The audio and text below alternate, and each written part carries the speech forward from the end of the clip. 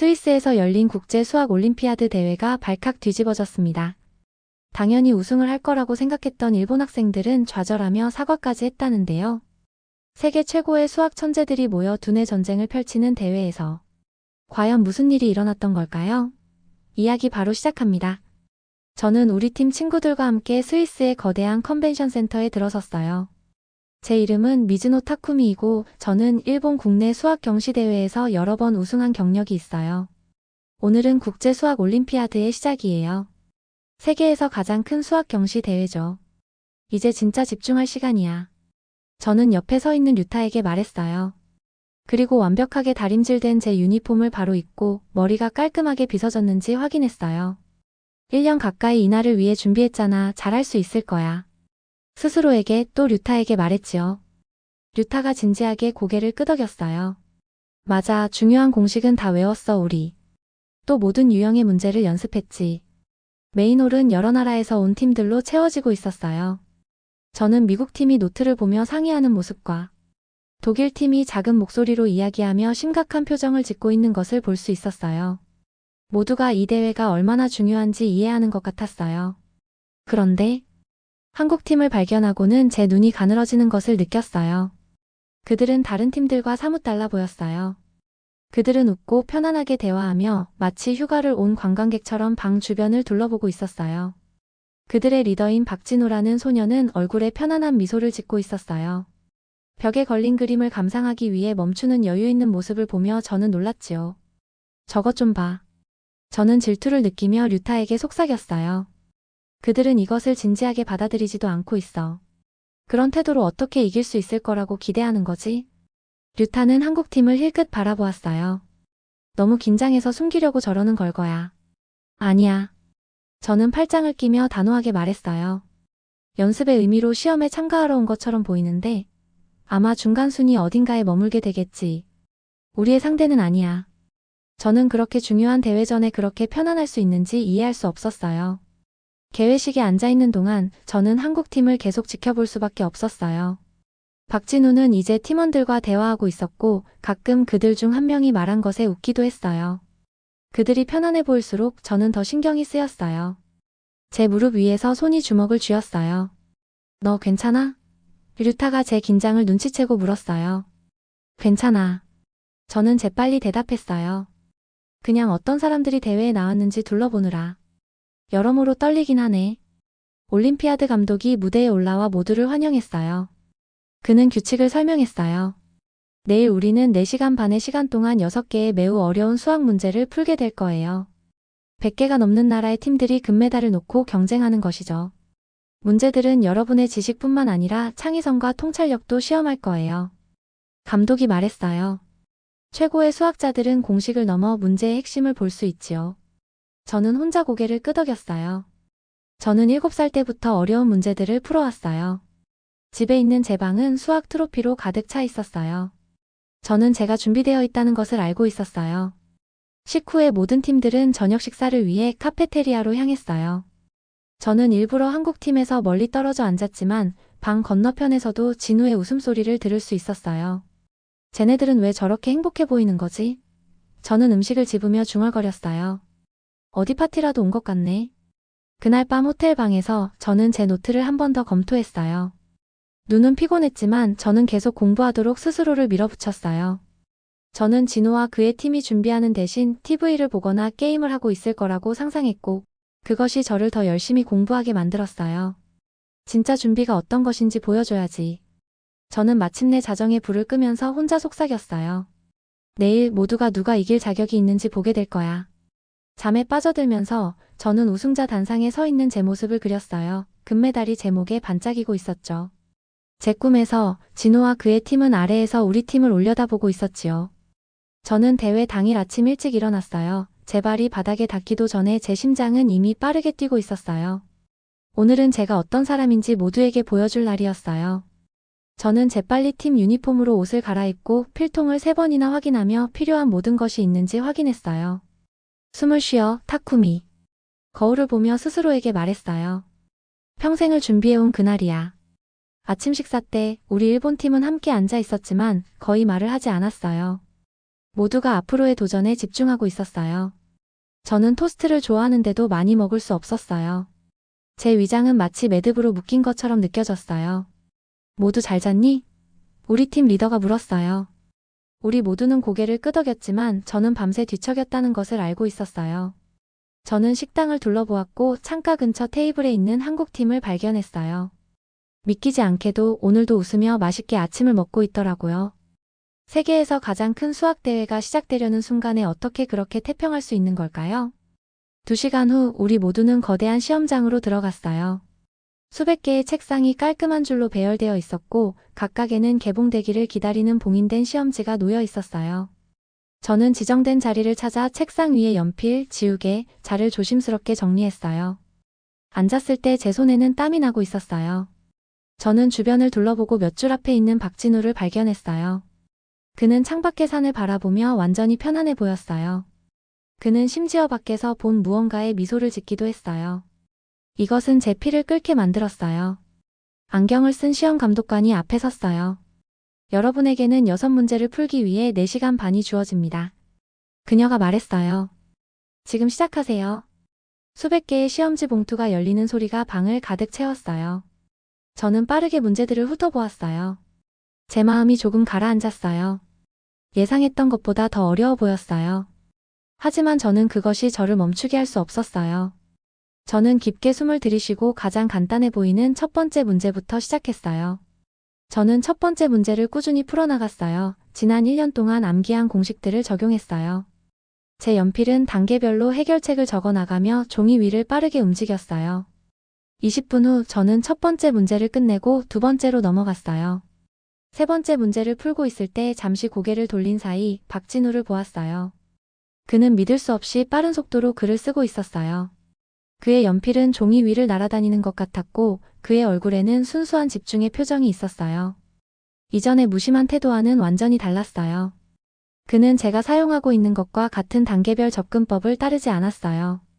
대신 그는 문제의 핵심으로 바로 뛰어드는 것 같았어요. 저건 완벽하지 못한 방법이야. 저는 미간을 찌푸리며 생각했어요. 중요한 단계들을 건너뛰고 있어. 저러다간 실수를 할 거야, 분명. 저는 억지로 제 종이로 시선을 돌렸어요. 2시간이 지났고 저는 이제 3문제를 마친 참이었어요. 어려운 문제들이 남아있었고 제 마음은 조급했지요. 손은 경련이 시작되고 있었고 저는 이마에 땀이 맺히는 것을 느낄 수 있었어요. 방은 연필 긁는 소리와 가끔씩 나오는 기침 소리를 제외하고는 조용했어요. 3시간 경과 시점에서 저는 가장 어려운 문제 중 하나인 5번째 문제에 깊이 빠져 있었어요. 그것은 여러 다른 각도에서 생각해봐야 하는 복잡한 기하학 증명을 포함하고 있었어요. 저는 문제에 숨겨진 패턴을 보려고 제가 아는 여러 증명들을 떠올렸죠. 갑자기 해결책이 제 마음속에 떠올랐고 저는 열심히 쓰기 시작했어요. 하지만 막 마무리하려는 순간 저는 작은 소리를 듣고 고개를 들었어요. 박진우가 연필을 내려놓고 있었어요. 그는 머리 위로 팔을 쭉 펴고 의자에 기대어 완전히 만족한 표정을 지었어요. 저는 시계를 확인했어요. 시험 시간이 아직 1시간 이상 남아 있었어요. 말도 안 돼.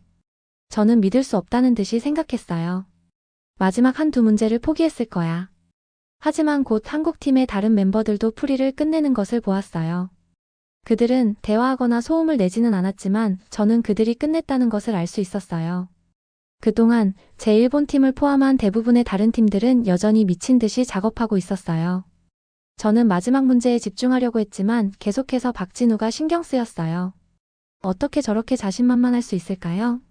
저는 마지막 해결책을 서둘러 작성하고 가능한 빨리 제 작업을 재확인했어요. 겨우 10분이 남았을 때 저는 마침내 6문제를 모두 끝냈어요. 감독관이 시간이 다 되었다고 말했을 때 저는 마라톤을 달린 것 같은 느낌이 들었어요. 제 손은 아프고 등은 뻣뻣하고 제 뇌는 완전히 소진된 느낌이었어요. 우리가 시험지를 제출하고 시험장을 나갈 때 저는 모두가 얼마나 피곤해 보이는지 알아차렸어요. 마주보며 작은 소리로 이야기 나누는 한국팀을 제외하고요. 어땠어? 류타가 우리가 방으로 돌아가는 길에 물었어요. 다 풀긴 했는데 저는 말했어요. 하지만 5번과 6번 답에 대해서는 확신이 없네. 정말 어렵더라. 저는 망설이다가 덧붙였어요. 한국팀 봤어? 1시간 남았을 때 다 끝냈더라. 결과가 어떨지 너무 궁금하다. 일찍 끝냈다고 해서 다 맞았다고 말할 순 없지. 류타가 대답했어요. 어려운 문제는 포기했을 수도 있고. 저는 고개를 끄덕였어요. 그가 맞기를 바라면서. 하지만 마음 깊은 곳에서 저는 이상한 느낌이 들었어요. 진우의 얼굴에 있던 표정은 패배의 표정이 아니었어요. 그것은 완전한 자신감의 표정이었어요. 내일 알게 되겠지. 저는 우리가 호텔에 도착하면서 말했어요. 그날 밤 저는 전혀 잠을 이룰 수 없었어요. 제가 풀었던 문제를 처음부터 다시 복기해보며 어느 부분에서 실수가 있었는지 생각했지요. 그리고 먼저 연필을 내려놓는 박진우의 모습도 뇌리에서 떠나지 않았어요. 결과 발표일 아침은 제 인생에서 가장 길게 느껴졌어요. 저는 천천히 옷을 입었어요. 아침 식사는 하는 둥 마는 둥 했고요. 류타가 저를 격려하려고 노력하는 동안 저는 접시에서 계란을 이리저리 밀어냈어요. 타쿠미, 넌 실전에 강하잖아. 그가 말했어요. 작년 전국대회 기억나?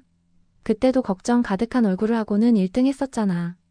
저는 고개를 끄덕였지만 어쩐지 이번은 달랐어요.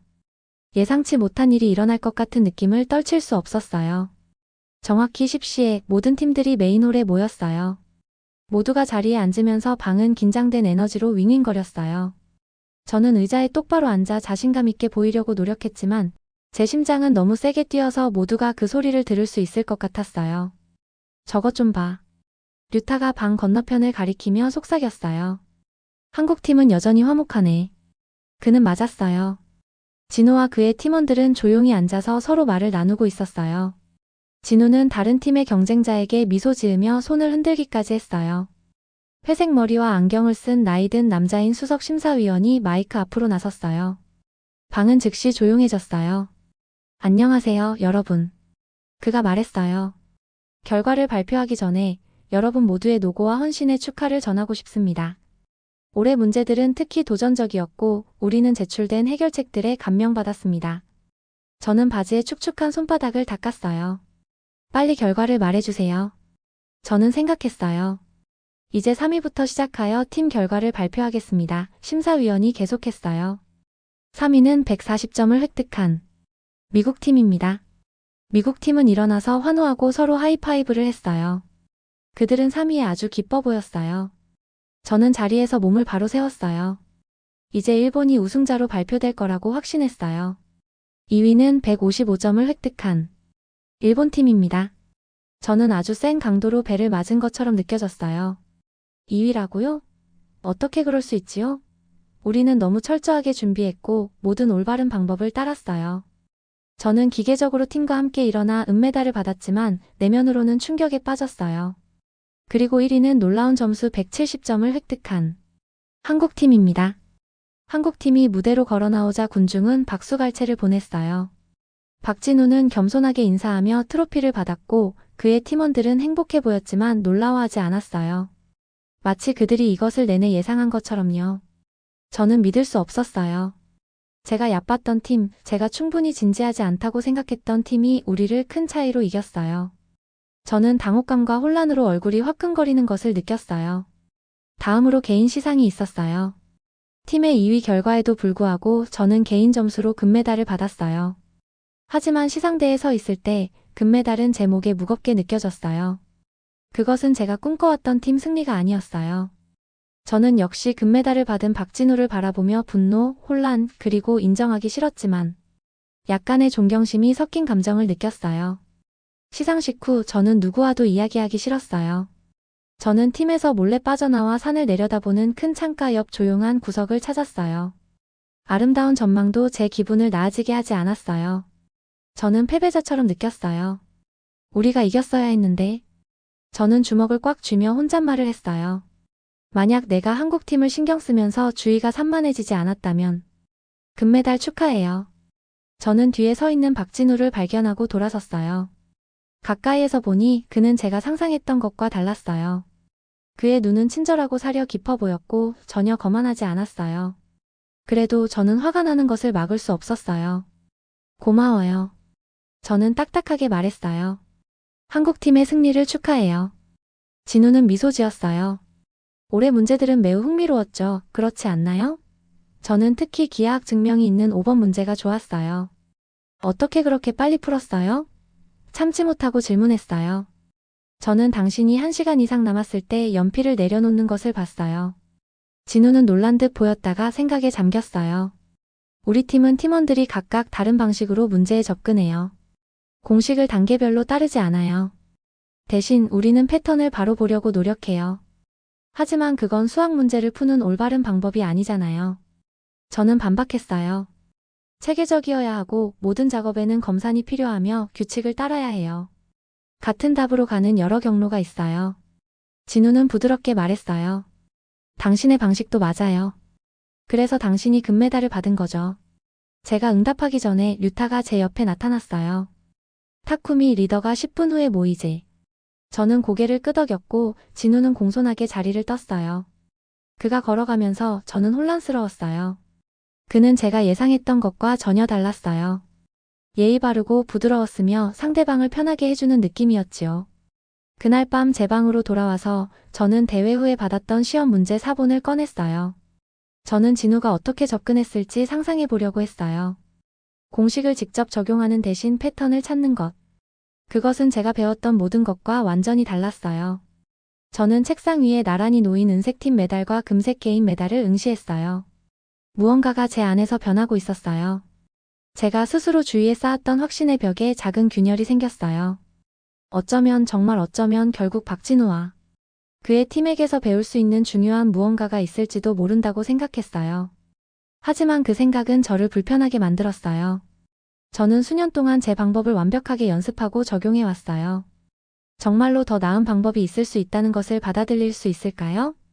작별 파티는 대회 마지막 밤에 아름다운 무도회장에서 열렸어요. 천장에는 모든 나라의 다채로운 깃발들이 걸려 있었고 벽을 따라 맛있는 음식 테이블이 줄지어 있었어요. 하지만 저는 축하할 기분이 아니었어요. 저는 구석에 서서 다른 모든 사람들이 즐겁게 노는 것을 지켜보았어요. 밤새 여기 숨어 있을 거야? 류타가 케이크 2접시를 들고 제 옆에 나타났어요. 그는 하나를 저에게 건넸어요. 그냥 누구와도 이야기하고 싶지 않네. 제가 힘없이 대답했어요. 왜 그렇게 기운이 없어? 2등이 어디야? 세계대회에서 2등이라고. 류타가 말했어요. 그런데 우리도 새로운 방법을 배울 필요도 있을 것 같아. 한국팀이 이야기하는 것을 들었는데 그들은 우리처럼 단순히 공식을 암기하지 않는데 우리랑 다른 방식으로 문제를 이해하더라고. 저는 반박하려고 할 때 박진우가 우리 방향으로 걸어오는 것을 발견했어요. 조금은 반가운 마음이 들었지요. 또 뵙네요. 진우가 친근한 미소로 말했어요. 파티가 즐거운가요? 괜찮아요.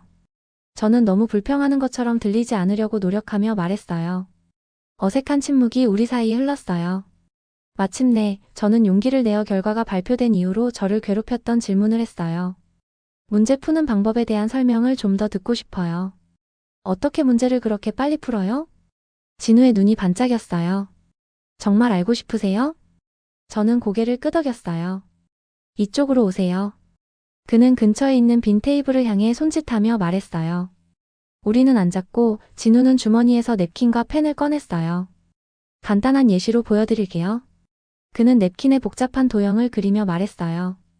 대부분의 사람들이 이 문제를 볼 때 그들은 즉시 암기한 공식을 적용하기 시작해요.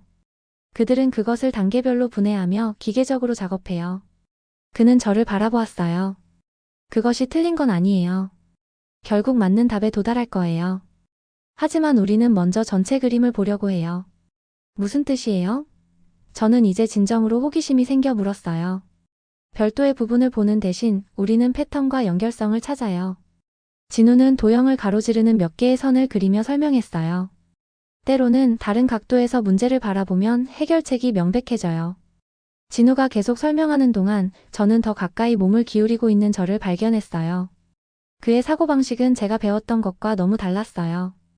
그것은 단지 공식을 암기하는 것이 아니라 수학의 아름다움과 패턴을 보는 것이었어요. 그래서 당신 팀이 그렇게 편안해 보이는 거군요. 저는 갑자기 이해하며 말했어요. 더 큰 그림을 보고 있기 때문에 모든 공식을 기억하는 것에 대해 스트레스를 받지 않는 거였어요. 그래서 편안해 보이는 거고요. 진우는 미소 지었어요. 정확해요. 수학은 단지 엄격한 규칙에 관한 것이 아니에요.